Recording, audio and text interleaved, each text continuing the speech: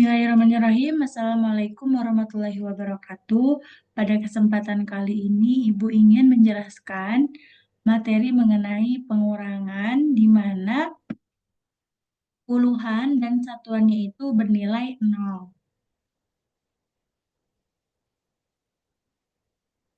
Baik, di sini kita mulai dengan mengurangi ini ya, 0 dikurangi 4. 0 dikurangi 4 itu kan tidak bisa menghasilkan bilangan yang positif. Sehingga kita harus meregroup atau yang kita kenal dengan meminjam. 0 ini bisa meminjam ke angka puluhan. Namun yang menjadi masalah adalah angka puluhannya juga itu bernilai 0. Ya, sehingga dia harus meminjam terlebih dahulu ke angka ratusan. Sehingga angka ratusannya yang awalnya ini adalah 8 menjadi 7.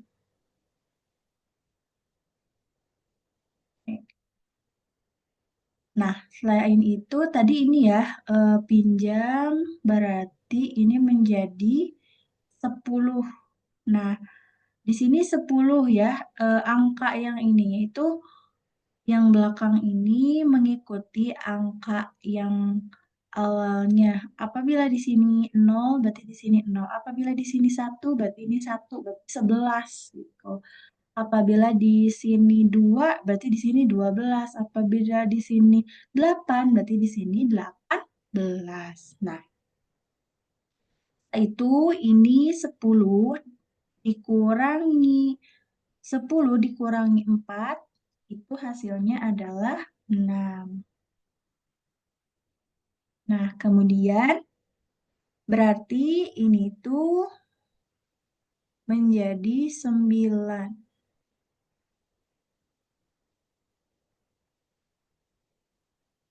Karena yang ini pinjem ke sebelah ya, awalnya 10 dipinjam oleh ini menjadi 9. Atau kita tulis terlebih dahulu, boleh ya. Ini, nah 0 ini kan pinjam ya ke 8 menjadi 10. Karena sudah dipinjam 1, berarti yang ini menjadi 9. Nah, karena yang 8 ini sudah dipinjam oleh yang puluhan, berarti tinggal 7. Ingat ya, ini 7-nya itu bermakna atau artinya 7 di sini adalah 700-an. 9 di sini adalah 9 puluhan. 10 di sini adalah 10 satuan. 9 dikurangi 5 itu hasilnya adalah 4. Kemudian yang terakhir, 7 dikurangi 1 itu hasilnya 6. Oke. Nah, kita harus cek atau kita harus memeriksa ulang apakah benar 800 dikurangi 154 itu hasilnya 646. Nah, kita bisa cek dengan menjumlahkan 4 dengan 6, kemudian 5 dengan 4, kemudian 1 dengan 6. Sehingga kalau kita tulis ini ya, yang di bawah ini adalah pembuktian.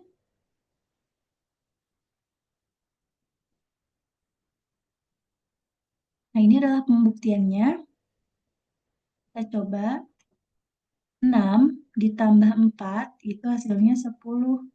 Kita tulis 0 di sini dan 1 puluhannya di tempat puluhan. 1 ditambah 4 itu 5, ditambah 5 lagi menjadi 10. Sehingga ini 0 di puluhan dan satunya itu di ratusan. 1 ditambah 6 itu 7, 7 ditambah 1 itu adalah hasilnya 8. Nah, berarti di sini benar ya bahwa eh, hasilnya itu 646.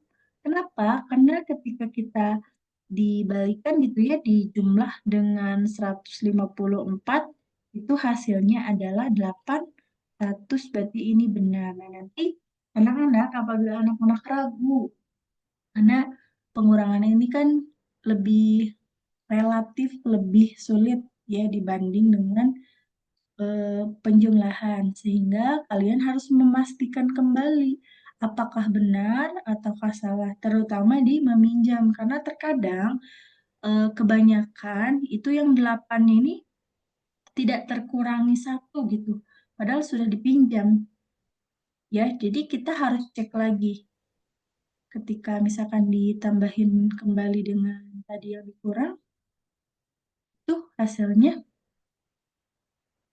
harus sama. Kemudian di sini ibu ingin menjelaskan, mungkin barangkali anak-anak bingung mengapa awalnya 0 kok bisa jadi 9 gitu. Nah, di sini ada alasannya. Coba ya, kita harus ingat bahwa 800 itu kan terdiri dari 800 ditambah 0 ya, ditambah 0. Nah, ini kan yang ratusannya, ini yang puluhannya, ini yang satuannya. Nah, tadi kan Ibu sudah jelaskan ya, 0 ini harus pinjam ke sini, sedangkan ini masih 0.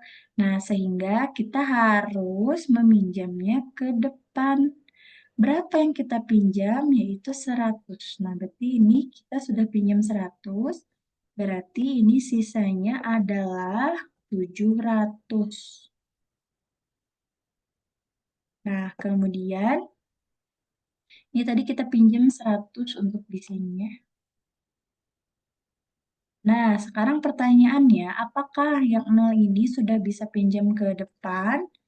Nah, sudah bisa ya, karena ini 100 nilainya tadi ya.